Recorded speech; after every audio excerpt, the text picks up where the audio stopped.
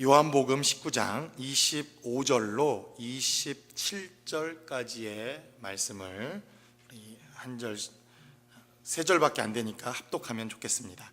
25절부터 27절까지 우리 한 목소리로 같이 합독하도록 하겠습니다.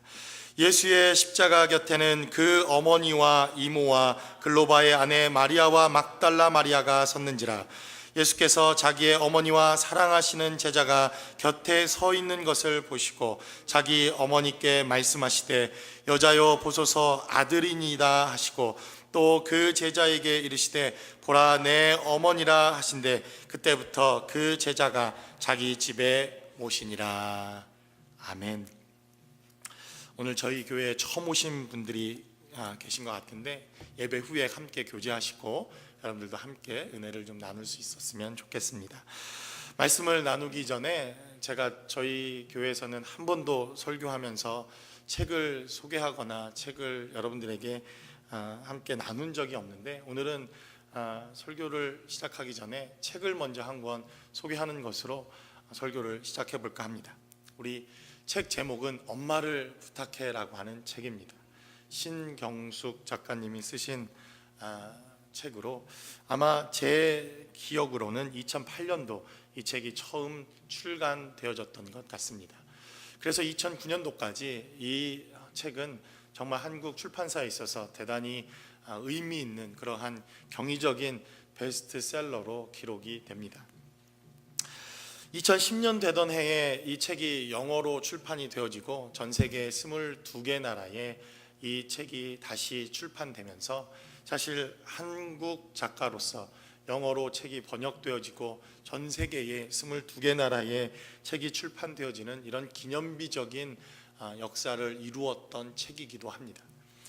혹시 여러분들도 이 책을 읽어보신 분들도 계신 것 같고 읽어보시지 못하신 분들도 있으신 것 같은데 저는 오늘 이 마더스데이, 특별히 이 어머니의 날에 설교를 준비하면서 몇 주 전부터 이 책을 다시 한번 꺼내서 읽기 시작했습니다.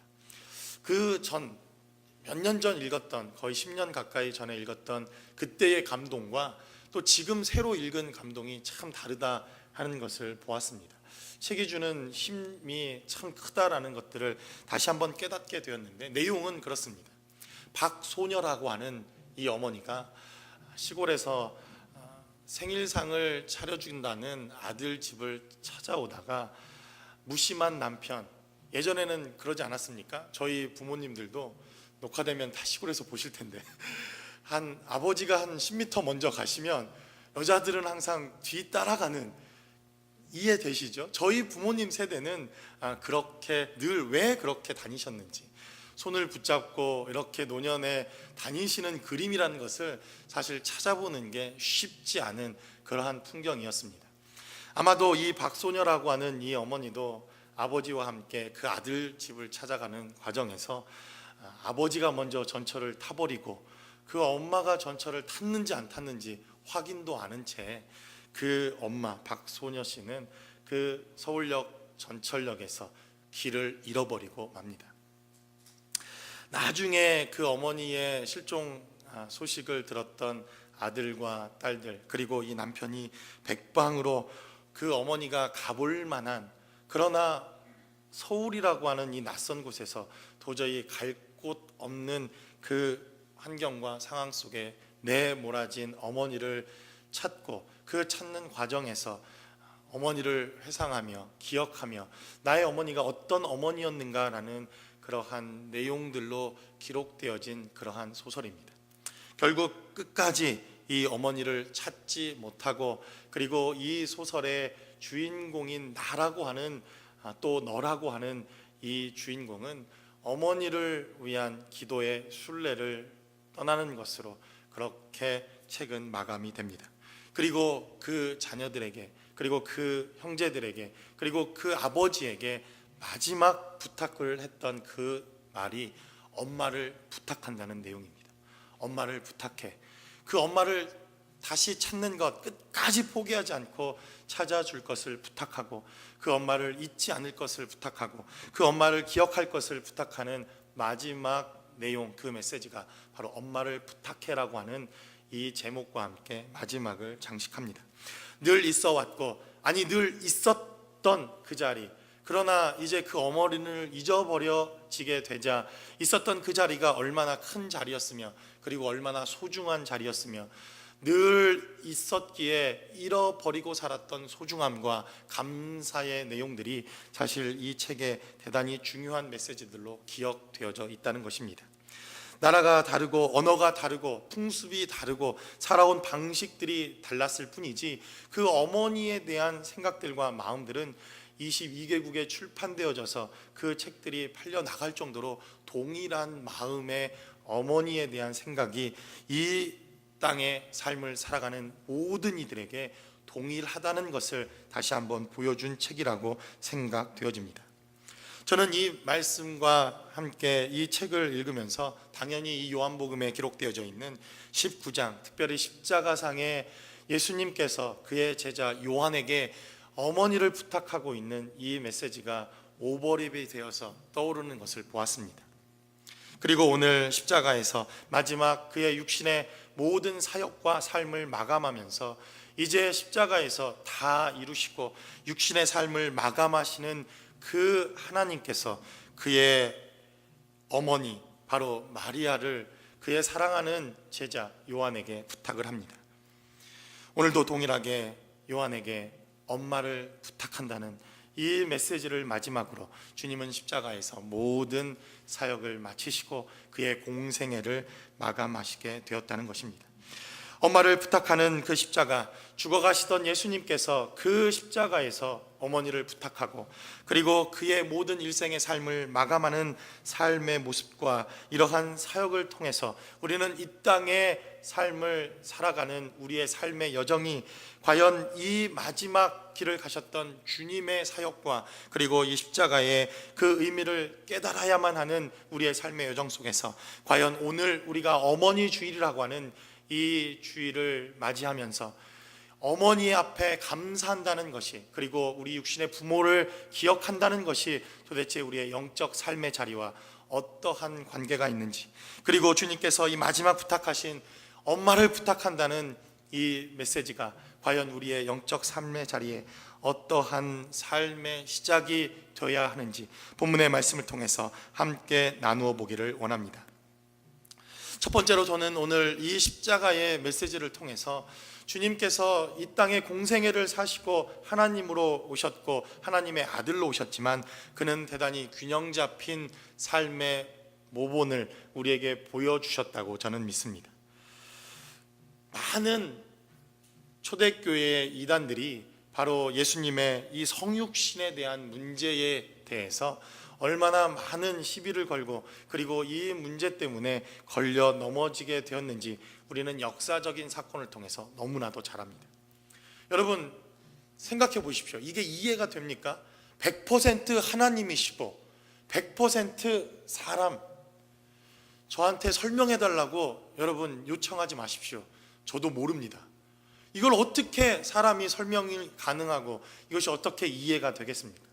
단지 우리는 성령 하나님께 구하고 성령 하나님께 물어서 성령 하나님께서 이 하나님의 100% 사람 되심과 하나님의 100% 사람 하나님 되심을 그냥 성령께서 깨닫게 하시고 가르쳐 주셔서 그냥 믿어지고 그것이 그냥 우리의 신앙이 되어지는 방법밖에는 도무지 머리로 이것을 이해할 수가 없습니다.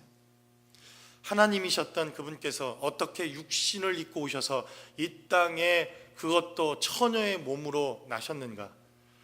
여러분 이게 설명이 되어집니까? 이것을 설명하겠다고 성경 공부를 붙잡고 앉아서 도대체 이해되어지지 않는 이것을 공부하겠다고 하는 것, 저는 성경 공부가 잘못됐다고 얘기하는 것이 아닙니다. 이것은 공부나 어떤 우리의 지식으로 알아질 문제가 아니라 바로 하나님의 은혜를 통해서 그냥 무작정 그냥 어느 순간 우리가 정말 미쳐버린 것처럼 그렇게 깨달아지고 알아지는 진리라는 것입니다.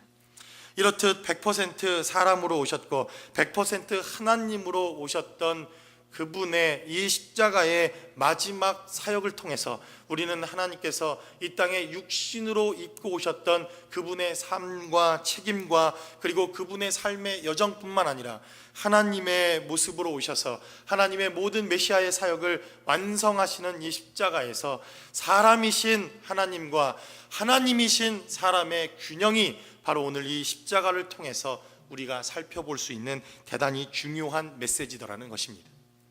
주님께서도 저와 여러분처럼 육신의 이 삶을 살아내시면서 먹으셨고 아프셨고 그리고 목마르셨고 배고프셨고 그리고 졸리셨고 피곤하셨고 그리고 이 육신의 십자가에 매달리심으로 그는 육신의 죽음을 맞이하게 되는 이러한 사명을 감당하셨다는 것입니다.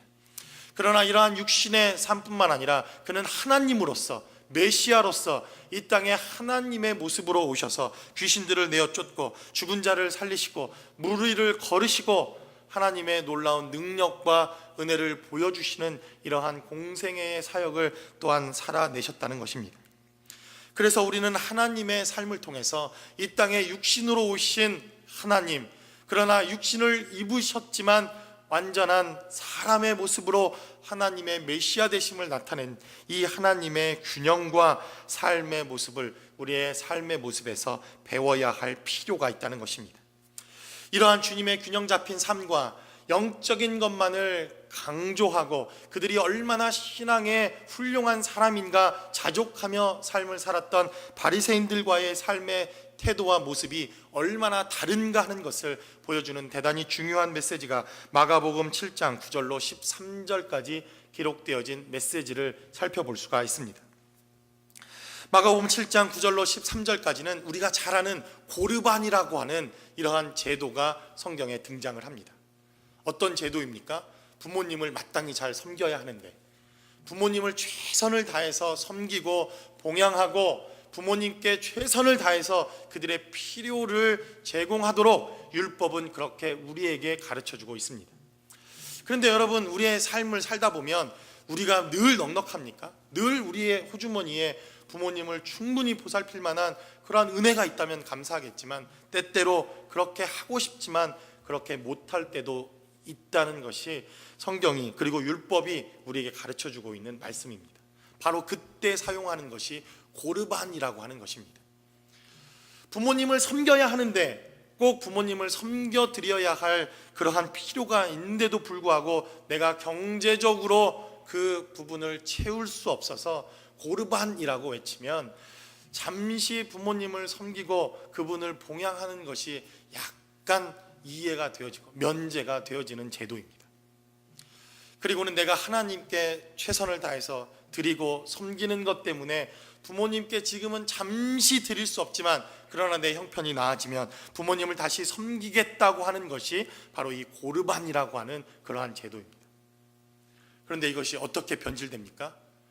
부모님께 공경하는 것이 싫어서 내가 부모님께 이 물질을 섬기고 당연히 섬겨야 할 이러한 부모님의 이 의무와 책임을 회피하는 것으로 이 고르반의 제도가 사용되어지고 쓰임받게 되더라는 것입니다. 그리고는 그들은 자신에게 자신의 삶을 주셨던 이 부모님을 공경하고 섬기는 삶의 자리를 스스로 저버립니다. 그리고는 고르반 이렇게 외쳐버리며 자신들의 모든 의무와 자신들의 모든 책임을 다 망각해버리고는 스스로 하나님 앞에 헌신되어져 있까 스스로 우리는 하나님께 드린 모든 이러한 물질로 인하여 우리는 하나님의 선민이라고 주장하고 있는 이 바리새인들과의 삶의 모습과는 너무나도 다른 삶의 모습을 주님은 십자가에서 보여주셨다는 것입니다.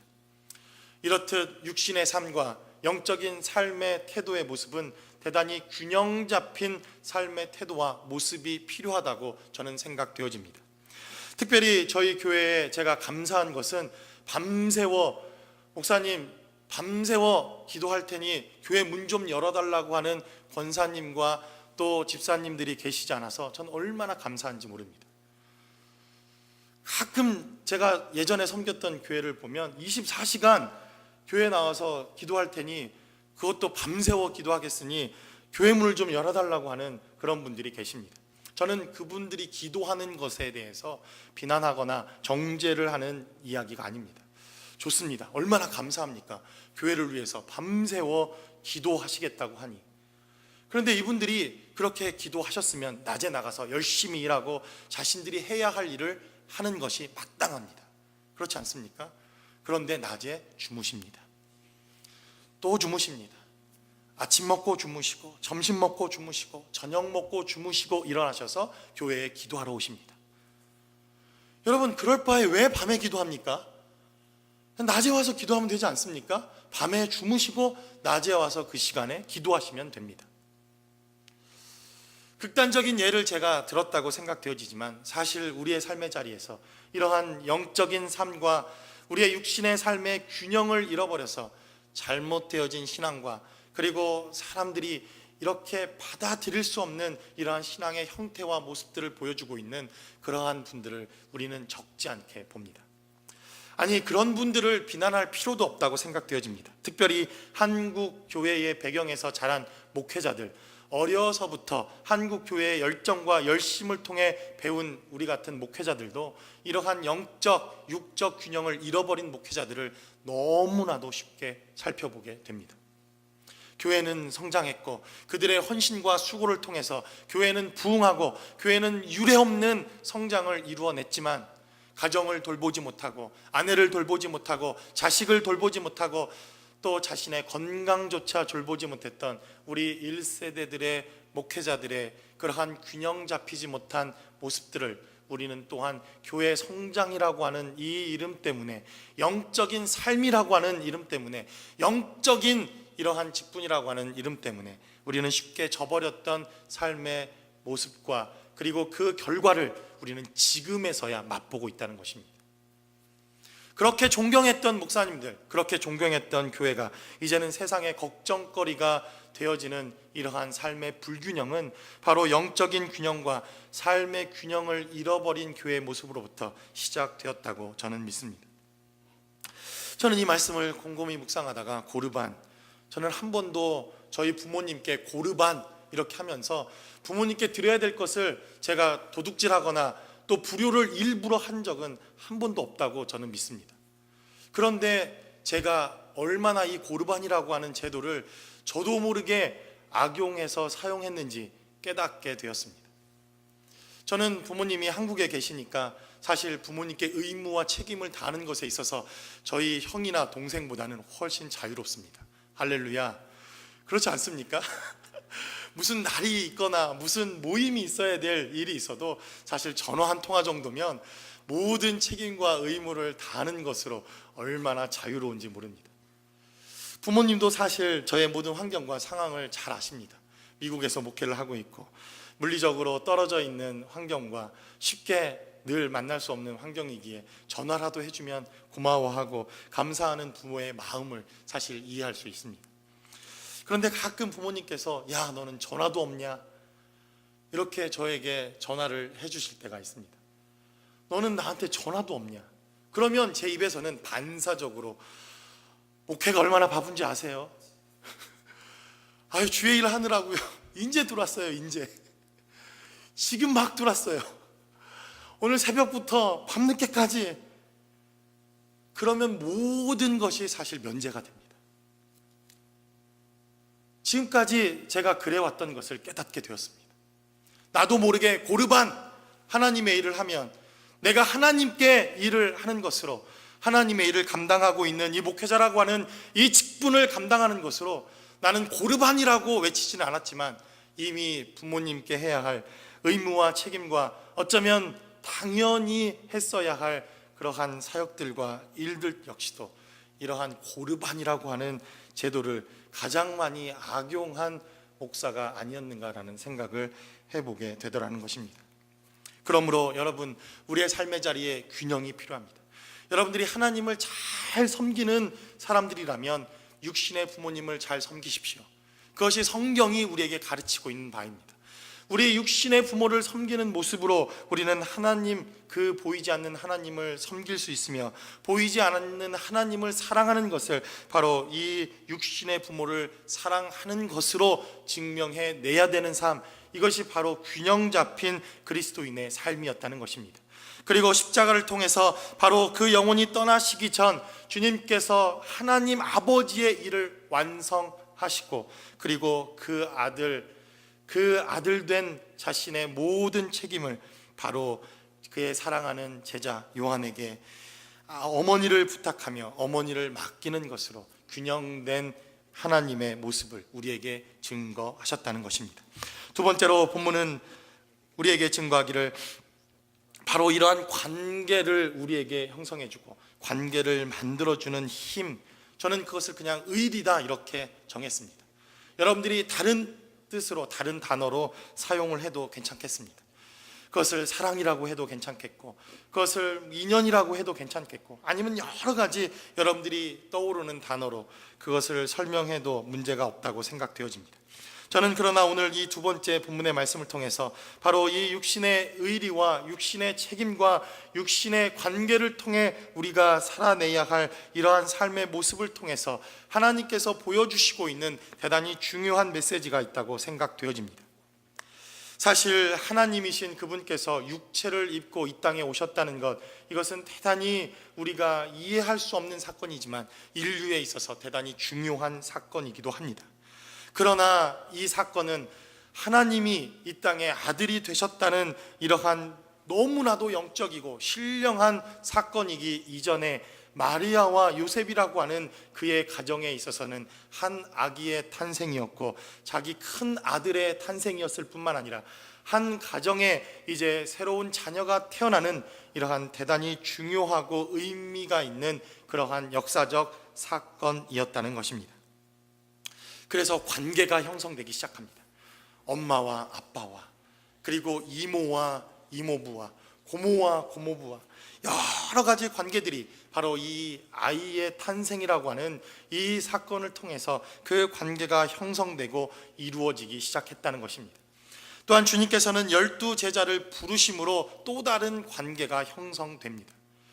스승과 제자라고 하는 관계, 그리고 유대인에게 있어서 이 스승과 제자라고 하는 관계는 또 스승과 제자라고 하는 단순한 관계가 아니라 삶을 나누고 생명을 나누고 자신들의 모든 것을 함께 나눈다는 또 다른 의미의 관계가 이들에게 형성되어지기 시작했다는 것입니다.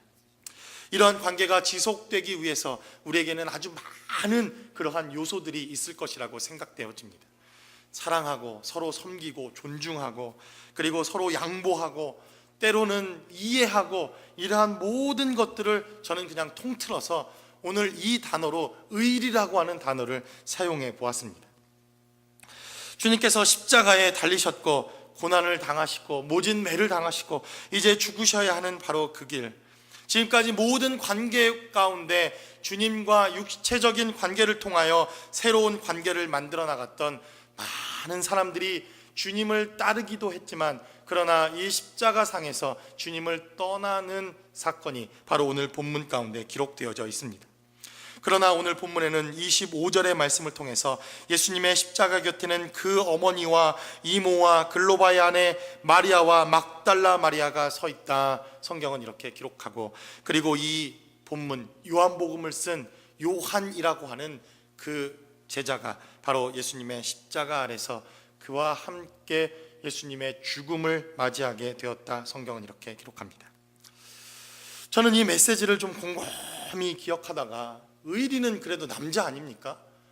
의리라고 하는 단어는 사실 여성분보다는 남자에게 훨씬 더 적합하고 와닿는 그러한 단어라고 생각되어집니다.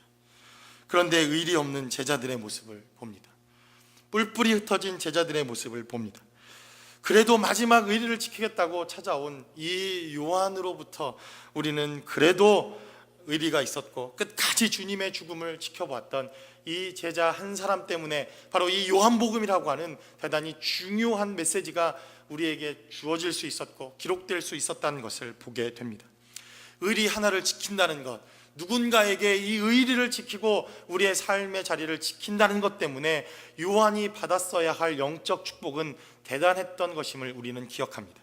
그가 요한복음을 기록할 수 있었고, 십자가상의 주님의 가상칠언을 그는 직접 들을 수 있었고, 그리고 십자가상에서 그가 모든 일을 이루시는 이러한 영적인 하나님의 은혜를 그는 직접 눈으로 다른 제자들과 다르게 볼 수 있는 영적 축복을 누렸다는 것입니다. 또한 신명기 5장 16절을 통해서 너는 내 하나님 여호와께 명한 대로 내 부모를 공경하라. 그리하면 내 하나님 여호와가 내게 준 땅에서 내 생명이 길고 복을 누리리라 라고 하는 이 메시지가 저는 요한에게 이루어졌다고 믿습니다. 요한에게 부탁한 이 어머니, 그리고 그 어머니를 잘 섬겼던 요한에게는 100세나 되어지는 이러한 다른 제자들과는 다른 장수의 축복을 또한 그가 누리기도 하였다는 것입니다. 그러나 우리에게 있어서 다시 한번 생각해 봐야 할 대단히 중요한 메시지가 있다면, 저는 십자가상의 여인들만 이렇게 남아 그 예수 그리스도 그분의 죽으심을 함께 할 수 있었던 것은 여인들만이 갖는 독특한 특성 때문이라고 저는 믿습니다. 하나님께서 남자와 여자를 창조하시고 남자에게 맞게 여자에게 맞게 각각의 선물을 그리고 인격을 우리에게 허락하셨는데, 남자와 여자는 대단히 다른 속성과 인격을 가지고 있는 것을 봅니다. 그런데 특별히 여자에게 있어서 대단히 중요한 그러한 성품과 인격이 있다면 저는 그것은 모성애라고 생각합니다.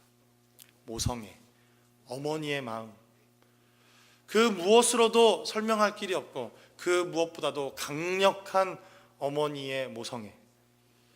그래서 우리가 잘 아는 것처럼 여자는 약하지만, 여자는 흔들리는 갈대보다 더 약한 존재이지만, 그러나 어머니는 강하다, 그 의미를 우리는 너무나도 잘 알고 있지 않습니까?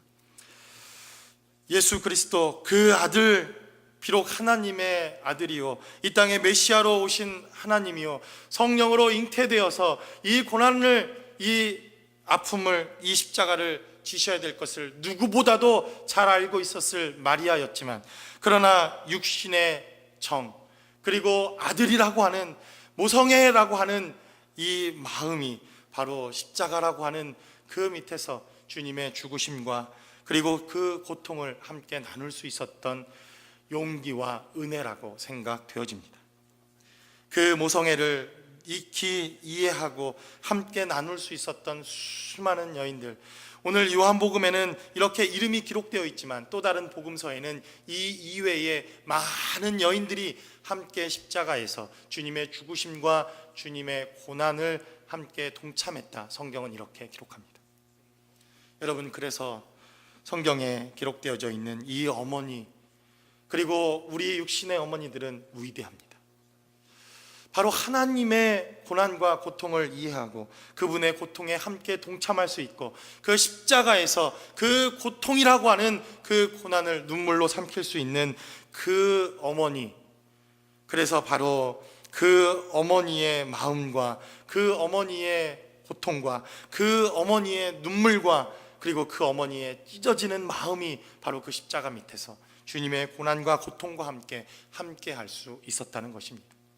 어쩌면 요한도 그의 스승이 처참하게 죽어가는 그의 모습을 통해서 마음 아프고 그리고 함께 이 고난에 동참하고 싶은 마음이 있었을지도 모릅니다. 그러나 어머니의 마음, 어미의 마음이라고 하는 것은 아마도 상상할 수 없고 그리고 이해할 수도 없고 그리고 설명 불가능한 그러한 마음이라고 저는 생각되어집니다. 저는 여러분들에게 시 하나를 좀 소개해 주고 싶습니다. 그것은 제가 즐겨 가끔 들여다보는 시입니다.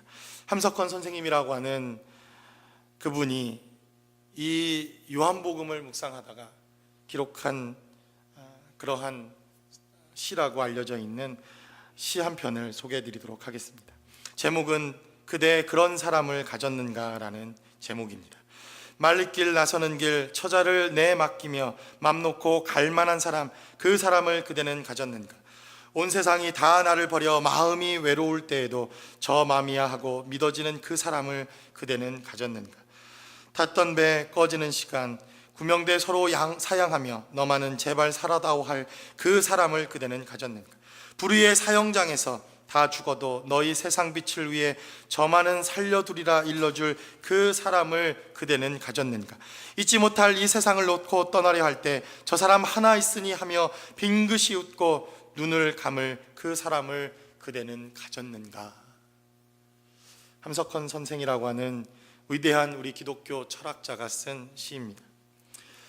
바로 십자가 밑에서 그 마음을 함께 나누며 함께 했던 이 요한이라고 하는 이 제자의 마음을 주님은 아시고 그 어머니를 부탁하며 엄마를 부탁해라고 하는 이 마지막 메시지를 떠나면서 그분은 십자가의 모든 삶과 십자가의 공생애를 마치게 됩니다. 마지막으로 우리가 이 본문의 말씀을 통해서 다시 한번 생각해 볼 것은 마리아의 마음을 지금 이 시간에 가장 잘 이해하고 그 마음을 잘 이해할 수 있는 유일한 분이 있었다면 저는 그것은 십자가상에 피 흘리시는 예수님이라고 생각되어집니다. 지금 눈물로 죽어가고 있는 그 아들을 바라보며 심장을 찢고 있을, 그 가슴을 도려내고 있을 그 마리아의 심령과 그 마음을 가장 잘 이해하실 분이 있다면 바로 십자가에서 죽으시고 있는, 십자가에서 고난당하시고 있는, 십자가에서 피 흘리시고 있는 바로 그 하나님이라고 저는 믿습니다. 요한복음 2장 24절로 25절까지는 기록하기를 예수는 그의 몸을 그들에게 의탁하지 아니하셨으니 이는 친히 모든 사람을 아시며 또 사람에 대하여 누구의 증언도 받으실 필요가 없었으니 이는 그가 친히 사람의 속에 있는 것을 아셨음이니라 라고 성경은 기록합니다. 예수님께서는 저와 여러분들의 모든 것을 다 아신다는 겁니다. 제가 예전에 이렇게 기도한 적이 있습니다. 하나님 정말 저 압니까? 저는요 1971년 9월 15일에 태어났고요 제 주소는 어디예요. 저는 그리고 지금 대학생이고요. 정말 저를 아시기는 합니까? 제가 예전에 이렇게 기도했던 기도 노트 제목이 있습니다. 그런데 어느 날 요한복음 2장 24절로 25절까지 이 말씀을 묵상하고 큐티하다가 내가 그렇게 하나님 나를 정말 아시냐고 따져 물을 필요가 없다는 것을 깨닫게 되었습니다. 모든 것을 아시고 우리의 모든 것을 아시고 앉고 일어선 뿐만 아니라 우리의 일거수일투족, 우리의 머리털까지 다 세시며 우리의 모든 것을 아시는 바로 그분, 바로 그분이 십자가에서 바로 지금 고난당하고 고통당하며 눈물을 흘리고 있는 마리아의 마음을 누구보다도 잘 알고 있었을 것이라는 것입니다.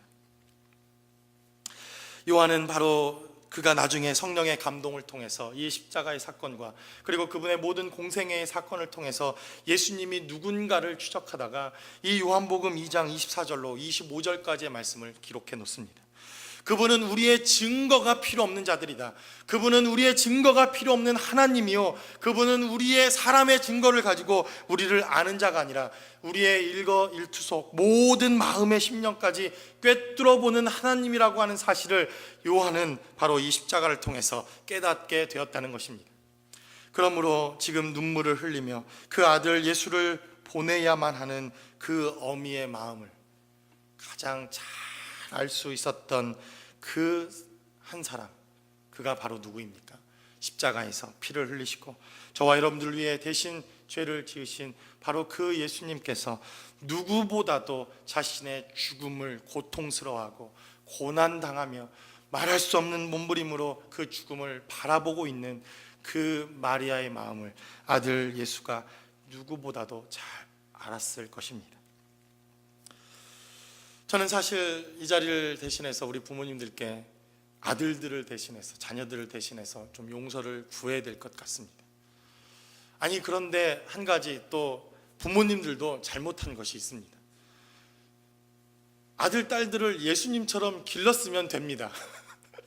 부모의 마음을 다 알도록 길렀으면 되는데 죄송합니다. 사실 우리는 예수님이 아니기에, 하나님의 마음을 다 알 수 없기에 사실 부모님의 마음을 다 헤아린다고 하는 것은 사실 불가능에 저는 가깝다고 생각되어집니다.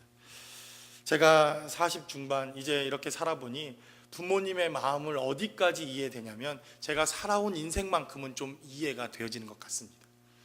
어린 자녀들을 이렇게 피땀 흘려 그리고 가정을 이루기 위해서 우리 부모들이 이렇게 노력하고 수고했겠구나 하는 것은 조금 이해는 됩니다. 그런데 그 이상은 생각도 되지도 않고 이해도 되어지지 않습니다. 60, 70 그리고 장성한 자녀를 바라보며 부모들이 어떠한 마음을 갖고 있는지 사실 헤아리는 것, 그게 참 쉬운 것은 아닌 것 같습니다. 그래서 제가 자녀들을 대신해서 부모님께 용서를 구합니다. 어쩌면 제가 60, 70 지금 부모님들 세대의 나이가 되어진다면 아마 뒤돌아서 이런 후회를 하고 있는지도 모르겠습니다. 아, 우리 아버지, 우리 엄마 이런 게 필요했구나. 이런 게 이 나이쯤에는 필요했을 것들이구나. 이런 마음, 그리고 이런 것들이 우리 부모라고 하는 인생을 살아가는 그 여정에서 필요했겠구나. 그런데 우리 부모님들, 자녀들은 잘 모릅니다. 아직 살아보지 않았기 때문에 모릅니다. 막연하게 이런 것들이 필요하겠지라고 생각하지만 다 알 수 없는 것이 사실 자녀들의 마음인 것 같습니다. 그래서 용서를 구한다는 것입니다.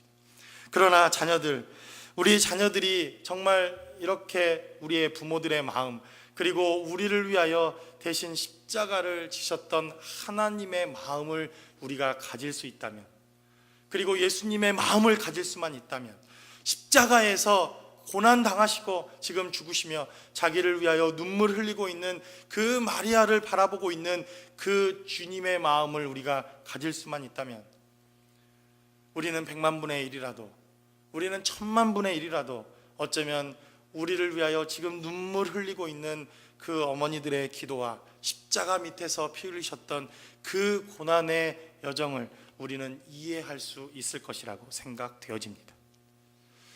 그래서 저는 기도합니다. 우리 부모님들은 자녀들을 위해서 기도해 주시고 우리 자손들을 위해서 기도해 주셔야 할 필요가 있습니다. 사실 우리가 조금 서운하게 하더라도, 조금 마음을 몰라준다 하더라도 몰라서 그렇다고 하는 것을 이해해 주셔야 할 필요가 있다는 것입니다. 그러나 우리 자녀들은 우리 부모님들의 마음을 이해하고 깨닫는 것이 필요합니다. 그것을 통해서 우리는 하나님의 아버지의 마음을 깨달을 수 있고, 부모님의 마음을 통해서 바로 하나님이 어떤 분이신가 하는 것을 우리는 깨달을 수 있기 때문에 그렇습니다. 말씀의 결론을 내립니다. 아담을 제외하면 이 땅에 부모님 없이 태어나는 존재는 단 한 명도 존재하지 않습니다. 그래서 효라고 하는 것, 부모님께 최선을 다한다고 하는 것은 아담을 제외한 모든 자들에게 하나님이 주신 의무요 책임이라는 것입니다. 아담에게는 면책 특권이 있습니다. 불효를 하고 싶어도 할 부모가 없는 아담에게 무슨 특별한 책임과 의무가 있겠습니까? 그러나 주님께서 우리에게 맡기신 우리의 일생을 통해서 우리는 위로 부모님을 섬기고 아래로 자녀들을 돌봐야 할 책임과 의무가 있다는 것입니다. 이러한 삶의 균형을 통해서 우리는 하나님이 어떤 분이신가를 알아가는 것뿐만 아니라 이 땅의 삶을 통해서 얼마나 우리를 사랑하셨는가 하는 하나님의 사랑을 깨닫게 되기 때문입니다. 그러므로 오늘 이 어버이 주일을 맞이하는 이날, 우리는 하나님의 마음을 통해서 부모님의 마음을 깨닫고 하나님의 마음을 통해서 우리를 사랑하시는 하나님의 그 은혜를 깨닫는 저와 여러분들의 삶의 자리가 되어지시기를 주의 이름으로 간절히 축원합니다. 우리 시간 기도하겠습니다. 이 시간 함께 기도하겠습니다. 부모님의 마음을 100만 분의 1이라도 알 수 있다면 얼마나 좋겠습니까? 그 마음을 이해하지 못해서 사실 본의 아니게 마음을 아프게 해드렸던 우리의 삶의 모습도 있었다고 생각되어집니다. 그래도 이 시간 기도했으면 좋겠습니다. 하나님의 마음을 통해서 우리가 아버지, 엄마의 마음을 깨달을 수 있게 도와주시고, 그리고 그 사랑을 통해서 하나님께서 얼마나 우리를 사랑하고 계신가 하는 것을 깨닫는 삶의 여정이 될 수 있게 달라고, 하나님의 마음을 주시고 부모의 마음을 주시고, 그래서 그 마음을 통해서 우리가 함께 기도하며 함께 동역할 수 있는 가정, 부모, 자녀, 형제, 이웃이 될 수 있는 한 교회가 될 수 있게 달라고, 우리 시간 다 같이 한 목소리로 기도하겠습니다.